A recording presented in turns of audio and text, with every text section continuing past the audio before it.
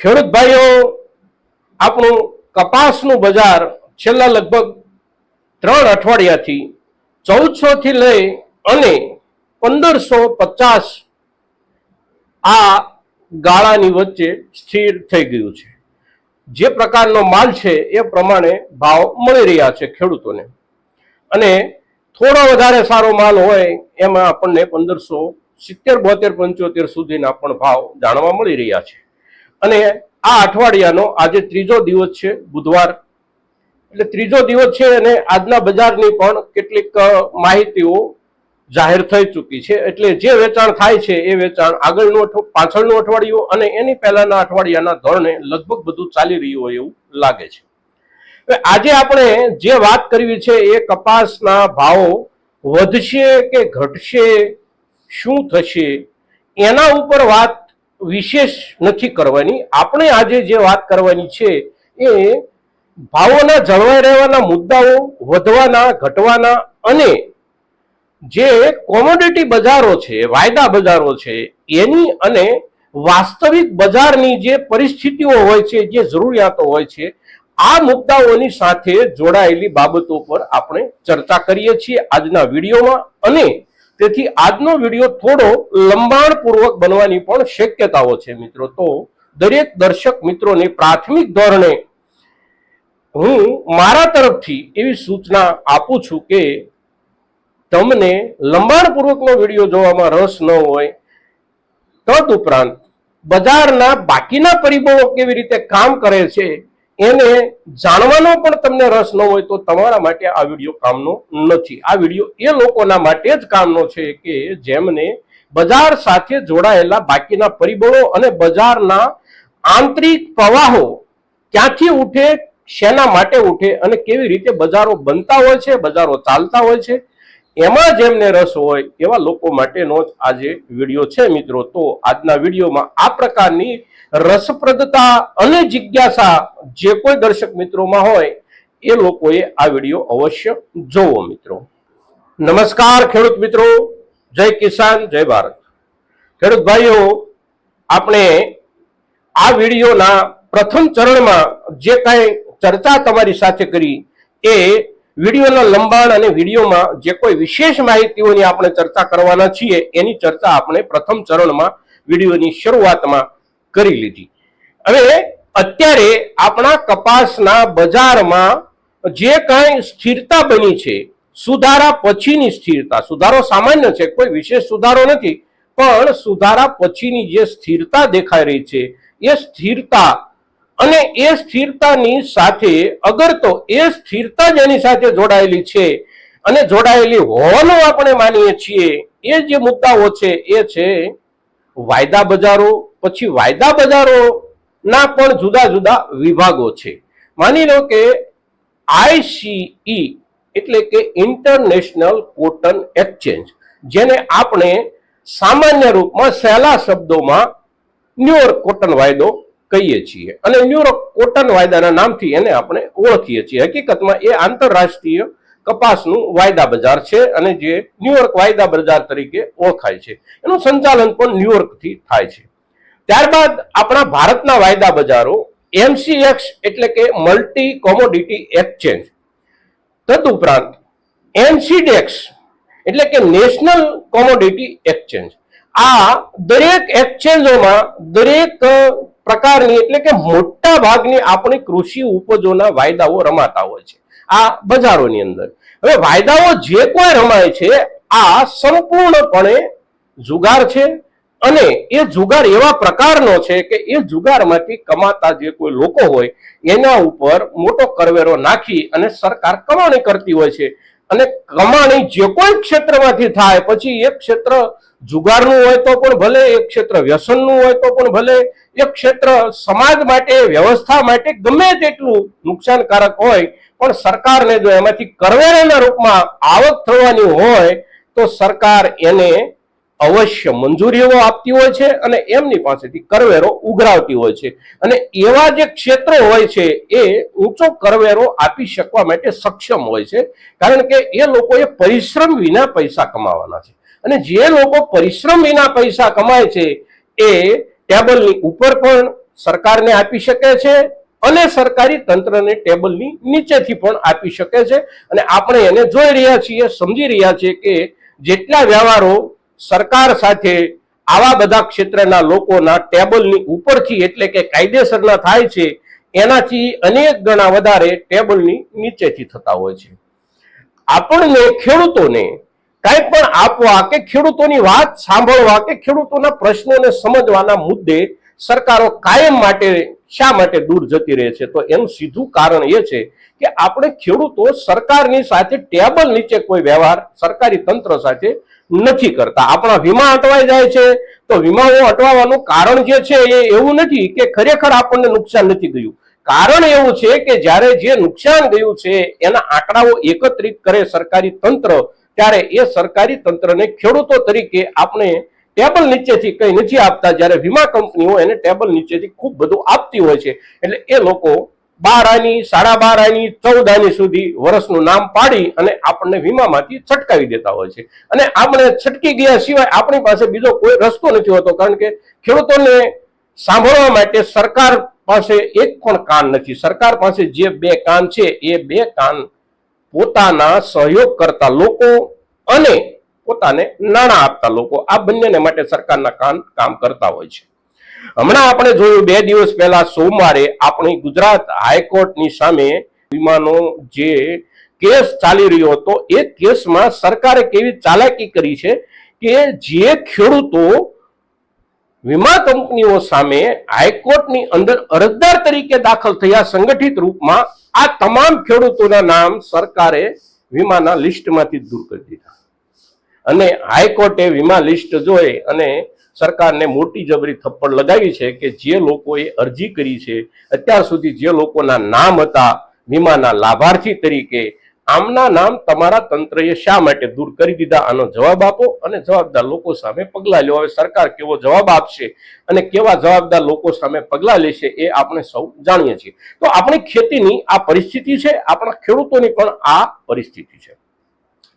હવે જે કોમોડિટી માર્કેટો જે કોઈ ચાલે છે, વાયદા બજારો આખી દુનિયામાં જ્યાં ક્યાંય પણ ચાલે છે, એ વાયદા બજારોની પાછળ વાસ્તવિક બજાર પોતાને આકાર આપવાનો પ્રયાસ કરતું રહે છે કાયમ માટે. અને એ એટલા માટે કરતું રહે છે કે વાસ્તવિક બજારના મોટા માથાઓ પણ વાયદા બજાર સાથે જોડાયેલા હોય છે. અને એટલે વાયદા બજારના ધોરણે વાસ્તવિક બજારને ચલાવવાનો બળપૂર્વકનો પ્રયાસ કાયમ માટે થતો રહેતો હોય છે. અને એ બળપૂર્વકના જે પ્રયાસો થાય છે એ પ્રયાસોમાં આપણો ખેડૂત અને આપણી ખેતીની પેદાશો કાયમ માટે ધોવાઈ જતી હોય છે, એમાં વહી જતી હોય છે. અને આપણા ખેડૂતોના હાથમાં ફાયદાના રૂપમાં કશું જાજુ નથી આવતું. પણ આખરે જે વાસ્તવિકતાઓ હોય છે એ વાસ્તવિકતાઓ તો રહેવાની. કપાસના બજારમાં અત્યારના દિવસોમાં આ વસ્તુ આપણને જોવા મળી રહી છે. વાયદો તૂટતો ગયો અને છતાં આપણા ભારતના કપાસની ગાંસડીઓનું માર્કેટ ધીમે ધીમે આગળ વધતું રહ્યું. ગાંસડીઓનું જે માર્કેટ છે એની અંદર જે કોઈ ભાવો, જે માલની જે ક્વોલિટી હોય એ પ્રમાણે ગાંસડીઓના ભાવો હોય છે. 55,000, 56,000, 57,000, 58,000, કયા વિસ્તારનો કપાસ, તારની કેટલી લંબાઈનો કપાસ, એના ધોરણે ગાંસડીઓના ભાવ નક્કી થતા હોય છે. જેમ કે 34 કે 35 mm લંબાઈથી વધારે લાંબા તારનો કપાસ અને એમાંથી જે ગાંસડી તૈયાર થાય એના ભાવ 85,000 થી લઈને 87-88,000 સુધીના આજે પણ અત્યારે પણ આપણા દેશમાં છે. અને એ ભાવથી એ ગાંસડીઓ વેચાતી હોય છે. પણ સામાન્ય રૂપમાં મહત્તમ લગભગ 80% માલ આપણો જે ખેડૂતોનો આપણે જે કપાસ પકવીએ છીએ એ માલમાં જે તાર લંબાઈ હોય છે એ તાર લંબાઈના ધોરણે આપણે જોઈએ તો 27 થી 31 સુધીના અંતરની વચ્ચે મોટા ભાગનો માલ હોય છે. અને એ ગાંસડીઓ 55,000 થી લઈને 60,000 સુધી વિસ્તાર પ્રમાણે, પ્રદેશ પ્રમાણે એનો ભાવ બનતો હોય છે. એવી જ રીતે આપણી કપાસની પણ પરિસ્થિતિ હોય છે કે કપાસમાં રાજસ્થાન બજારનો ભાવ, હરિયાણા બજારનો ભાવ, ઉત્તર પ્રદેશ બજારનો ભાવ, ટૂંકમાં સમગ્ર દેશના વિસ્તાર પ્રમાણે બજારના ભાવમાં થોડા ઘણા ફેરફારો પણ હોય છે. અને એ જે ફેરફારો હોય છે એનું કારણ એ હોય છે કે કયા વિસ્તારમાં મહત્તમ ઉત્પાદન છે અને કયા વિસ્તારમાં ઉત્પાદનની સામે વિશેષ પ્રોસેસિંગ યુનિટોનું માળખું ઊભું થયેલું છે. જે વિસ્તારમાં વધારે પ્રોસેસિંગ યુનિટોનું માળખું ઊભું થયું હોય, જેમ કે કપાસ આપણે બજારમાં લઈ જઈએ છીએ તો વેપારી કપાસ ખરીદી અને જીનિંગમાં સૌથી પહેલા પહોંચાડતા હોય છે. તો જીનિંગનું માળખું કયા વિસ્તારમાં સૌથી વધારે છે, ત્યાં માર્કેટમાંથી જીનિંગ સુધી માલને પહોંચાડવા માટે કાર્ટિંગ એટલે કે જે વાહન વ્યવહારનો જે ખર્ચ લાગતો હોય છે એ ખર્ચમાં ઘણો ફાયદો થતો હોવાના કારણે એવા વિસ્તારના ખેડૂતોને થોડો ઘણો ભાવ લાભ બીજા વિસ્તારના ખેડૂતો કરતા વધારે મળતો હોય છે. હવે જેવી રીતે જીનિંગ નું માળખું જે વિસ્તારમાં વધારે હોય એ વિસ્તારમાં કાર્ટિંગ ખર્ચ ઓછો લાગે છે. સાથે સાથે જીનિંગ પછી જે સ્પિનિંગ ની પ્રોસેસ હોય છે, સ્પિનિંગ એટલે કે રૂમાંથી દોરો બનાવવો, તો દોરો બનાવવા માટેના યુનિટો એટલે કે સ્પિનિંગ યુનિટો જે વિસ્તારમાં વધારે હોય એ વિસ્તારમાં જીનથી સ્પિનિંગ સુધી જે માલ લઈ જવામાં આવે છે એ માલ પર પણ વાહક ખર્ચ ઓછો લાગતો હોય છે અને એના કારણે એમનો ખર્ચ ઘટે છે અને ઘટતો હોવાના કારણે એમનું નફાનું અંતર વધે છે. સ્પિનિંગ પછી ત્રીજું જે પગથિયું છે એ વિવિંગ એટલે કે વણાટનું પગથિયું આવે છે.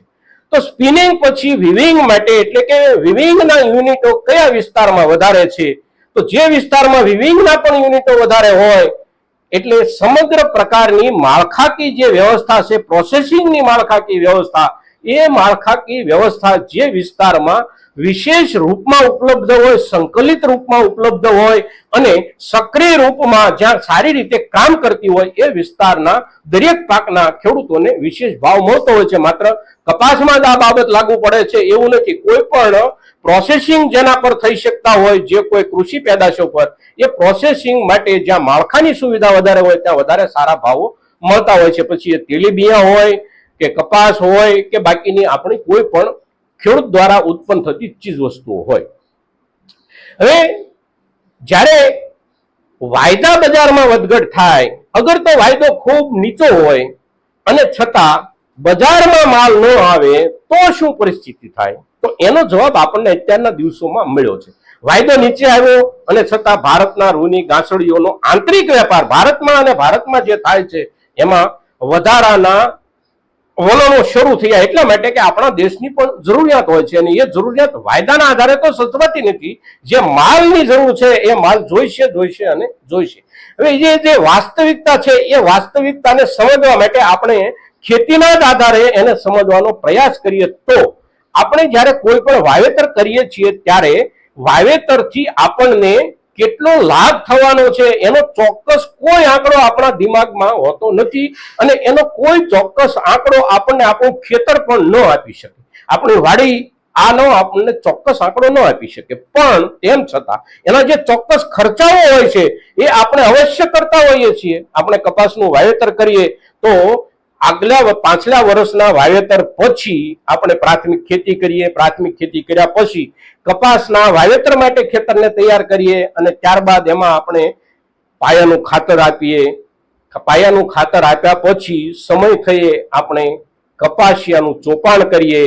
આપણી પાસે પિયતની વ્યવસ્થા હોય તો આગોતરું ઉગાડવાનું આયોજન કરીએ, પિયતની વ્યવસ્થા ન હોય તો વરસાદની વ્યવસ્થા પ્રમાણે આપણો કપાસ ઉગી નીકળે. અગર તો વરસાદ સમયસર થાય અને આપણે પાછળથી વાવેતર કરીએ અને આપણો કપાસ ઉગી નીકળે તો એની અંદર જે કાંઈ પ્રાથમિક જરૂરી અને ફરજિયાત ખર્ચાઓ હોય છે એ આપણે કરતા હોઈએ છીએ, કોઈ ગેરંટી વિના કરતા હોઈએ છીએ, કારણ કે એ આપણો વ્યવસાય છે, આપણો પરંપરાગત વ્યવસાય છે. એને માટેના તમામ સાધનો આપણે એકઠા કર્યા છે, જેમ કે ટ્રેક્ટરો હોય, બળદ હોય કે બાકીના કોઈ પણ સાધનો હોય, આપણો કૂવો હોય, મોટર પમ્પિંગ હોય, જે કંઈ હોય આ બધા સાધનો, આપણી જમીન, આ બધું એની સાથે જોડાયેલું છે, એમાં લાગેલું છે. અને એટલે કોઈ ખાતરી વિના પણ આપણે પ્રાથમિક તમામ જરૂરિયાતના ખર્ચાઓ આપણે કરતા હોઈએ છીએ. છોડ આપણો ઉગી નીકળે, મહિના દિવસનો થાય ત્યાં સુધીમાં જે સારવાર કરવાની હોય એ પણ આપણે કરતા હોઈએ છીએ, ત્યાર પછીની સારવાર પણ આપણે કરતા હોઈએ છીએ. નુકસાની જવાના સંકેતો મળી ગયા પછી પણ આપણે એની સાથે જે કઈ જરૂર છે એ કાર્યવાહી અને કામકાજ કરવું પડતું હોય છે. એવી જ રીતે દરેક વેપારીઓ, દરેક ઉદ્યોગિક ગ્રહો અને દરેક માળખું એમણે પણ એમની પોતાની એક આખી સિસ્ટમ ઊભી જે કરેલી હોય છે એ સિસ્ટમને ચલાવ્યા વિના એમણે પણ છૂટક્યો નથી. એમણે પોતાની સિસ્ટમ ચલાવવી પડશે અને સિસ્ટમ ચલાવવા માટે એમણે માલની જ જરૂર પડશે. વાયદાના આધારે કોઈની સિસ્ટમ ચાલતી નથી. જીનિંગ ફેક્ટરીઓ જે કોઈ ચાલે છે ગમે ત્યાં ચાલતી હોય, પછી એ આપણા ગુજરાત સૌરાષ્ટ્રના ગામડામાં હોય તો પણ ભલે અને આખી દુનિયાના કોઈ પણ ખૂણે હોય, જીનિંગ ફેક્ટરી ચાલે છે તો એને કપાસ જ જોઈશે. વિવિંગ ફેક્ટરી ચાલે છે તો એને રૂની ગાંસડી જોઈશે. એટલે જે કઈ જરૂરિયાતો છે યુનિટોની, ઇન્ડસ્ટ્રીની, વેપારની, અને એને માટે એમણે જે માળખાકીય વ્યવસ્થાઓ ઊભી કરી છે એ વ્યવસ્થાઓને ચલાવવા માટે એમણે પોતાના નફામાં કાપ મૂકીને પણ કામ ચાલુ રાખવું પડશે. તદુપરાંત એક બીજો મામલો એની અંદર આર્થિક જે છે એ બહુ અગત્યનો ને બહુ સમજવા જેવો છે મિત્રો. કોઈ પણ યુનિટ જ્યારે ઊભું થાય છે ઔદ્યોગિક યુનિટ, ત્યારે મોટા ભાગે દરેક ઔદ્યોગિક યુનિટો લોન અને બેંકો સાથે જોડાયેલા હોય છે. લોન અને બેન્કિંગની જે આખી સિસ્ટમ છે એ સિસ્ટમમાં કોઈ પણ વેપારી કે કોઈ પણ ઔદ્યોગિક એકમ એનું વાર્ષિક ટર્નઓવર એટલે કે વર્ષ દરમિયાન એના વેપારનો આંકડો કેવડો છે, એની બેલેન્સ શીટ જે છે એ બેલેન્સ શીટમાં નફાના આંકડા કરતા પણ અગત્યનો કોઈ આંકડો હોય બેલેન્સ શીટમાં તો એ એના ટર્નઓવરનો આંકડો છે. એ ટર્નઓવર જે એનું છે, એનો જે વેપાર છે, એને ખરીદી કરી, એને વેચાણ કર્યું, આ આંકડો 5 કરોડનો, 25 કરોડનો, 50 કરોડનો, 100 કરોડ, 200, 500 કે 1000 કરોડ જેટલી રકમનો એનો આંકડો ટર્નઓવરની અંદર હોય છે, એ આંકડાના આધારે બેંકો નક્કી કરે છે કે જે તે પેઢી બજારમાં કેટલી સક્રિય છે, ધંધામાં કેટલું કામ કરે છે. ધંધામાં કેટલું કામ કરે છે એનો આર્થિક આંકડો બેલેન્સ શીટમાં જે એનું સરવૈયું છે એની અંદર જે મળે છે એ આર્થિક આંકડો માત્ર ને માત્ર એના ખરીદ વેચાણ પર મળતો હોય છે. કોઈ પણ જીનિંગ યુનિટ છે તો જીનિંગ યુનિટ જ્યારે તૈયાર થતું હોય ત્યારે એમાં જે પ્રકારની મૂડીઓ લાગે છે એ બેન્કિંગ સિસ્ટમમાં મૂડીઓને બે પ્રકારમાં વહેંચવામાં આવતી હોય છે. એક સ્થાયી મૂડી અને એક કાર્યકારી મૂડી. સ્થાયી મૂડી એટલે જે મિલકત ઊભી કરવામાં આવે છે, જમીન હોય, મશીનરી હોય, કારખાનાનું બિલ્ડિંગ હોય, અને એને માટેની આનુષંગિક જે કાંઈ જરૂરિયાતો હોય, આ સ્થાયી મૂડી છે. અને વર્કિંગ કેપિટલ એટલે કે કાર્યકારી મૂડી જે છે એ માલની ખરીદી કરવી, માલનો સંગ્રહ કરવો, બજારમાં માલ પહોંચ્યા પછી એના નાણાં જ્યાં સુધી પાછા ન આવે ત્યાં સુધી એમાં રોકાણ કરવું, આ જે જરૂરિયાત છે નાણાંની, આને વર્કિંગ કેપિટલ કહેવામાં આવે છે. અને વર્કિંગ કેપિટલ માટે દરેક ઉદ્યોગો, દરેક વેપારીઓએ બેંકો પાસેથી સીસી એટલે કે કેશ ક્રેડિટ મેળવવાની હોય છે. કેશ ક્રેડિટ એ એક પ્રકારની શાખ છે કોઈ પણ ઉદ્યોગ કે કોઈ પણ વેપારીની, કે એ શાખના આધારે બેંકો એને સીધું રોકડમાં ધિરાણ કરે છે. એના એકાઉન્ટમાં બેંક સીધા નાણાં આપે છે અને એ નાણાંથી વેપારી કે ઔદ્યોગિક યુનિટ પોતાને જે કોઈને નાણાં ચૂકવવાના છે, જેમની પાસેથી ખરીદી કરી હોય કે બાકીના જે કોઈ ખર્ચ હોય, એના ચૂકવણા માટે એને જે નાણાંની જરૂર પડે છે એ નાણાં બેંકો સીસી મારફત એમના એકાઉન્ટમાં કેશ સ્વરૂપમાં આપે છે. અને એ સીસીના આધારે દરેકનો વહીવટ ચાલતો હોય છે. પછી એ યુનિટ જીનિંગનું હોય, એ યુનિટ સ્પિનિંગનું હોય કે એ યુનિટ વિવિંગનું હોય, તો આ દરેક જે યુનિટો છે એમણે પોતાના વાર્ષિક હિસાબોમાં એટલે કે પોતાના એકાઉન્ટમાં જે ટર્નઓવર, જેટલી રકમનું ટર્નઓવર હોવું જોઈએ ફરજિયાત, એ આંકડા સુધી તો એમણે પણ પહોંચવું પડશે. નફો નહીં હોય તો પણ કામ કરવું પડશે. ઘણી વખત એવું બને કે વેપારીને નફો નથી થતો, જીનિંગ યુનિટને, પણ નફો નહીં થતો હોવા છતાં નફા વિના નહીં નફો નહીં નુકસાન, આવા ધોરણે પણ એમણે પોતાનું કામ એટલા માટે ચલાવવું પડે છે કે એમના વાર્ષિક હિસાબો બની રહે. એમણે કામ એટલા માટે ચલાવવું પડે છે કે એમને જે સીસીની લિમિટ મળી છે એ એમની લિમિટ જળવાઈ રહે, જે આગળના વર્ષોમાં કે આગળના સમયમાં એમણે એનો ઉપયોગ કરવાનો હોય છે. તો આ જે મુદ્દાઓ છે, આ મુદ્દાઓ ખૂબ અગત્યના છે.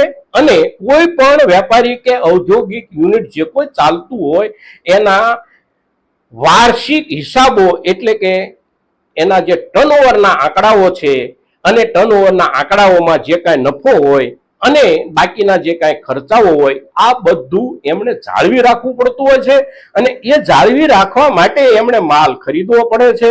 પોતાનું યુનિટ પણ ચાલતું રાખવા માટે માલ ખરીદવો પડે છે, કારણ કે બહુ લાંબા સમય સુધી કોઈ પણ યુનિટ કામ કરતું બંધ હોય તો એની મશીનરીમાં પણ નવેસરથી સુધારા વધારાઓ કરવા પડે, એને ખૂબ સારી સર્વિસ કરવી પડે, માણસોનો જે સ્ટાફ હોય એને નવેસરથી ગોઠવવો પડે. તો ગોઠવાઈ ગયેલું કોઈ પણ ઉદ્યોગનું કે કોઈ પણ ધંધાનું જે તંત્ર છે એ ન વિખેરાઈ જાય એટલા માટે ઔદ્યોગિક એકમોએ પણ પોતાનું કામ ક્યારેક ક્યારેક નફો નહીં મળવા છતાં પણ ચલાવતું રહેવું પડતું હોય છે. અને આ જે વાસ્તવિકતા છે એ જ વાસ્તવિકતા આપણને ખેડૂતોને એમના માલના પૂરતા ભાવ આપવા માટે જવાબદાર છે.